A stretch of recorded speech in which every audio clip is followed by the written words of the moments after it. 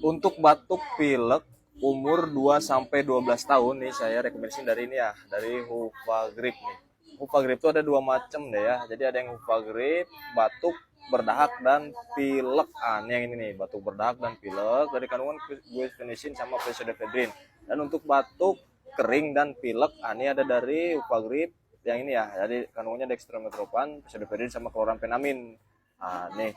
Jadi untuk Kakak Tita Nurwitasari, ah, sudah saya bantu jawab lewat VT ya. Coba Kakak minum ini aja nih dari Upagrip. Nah, jangan lupa videonya di-share ya.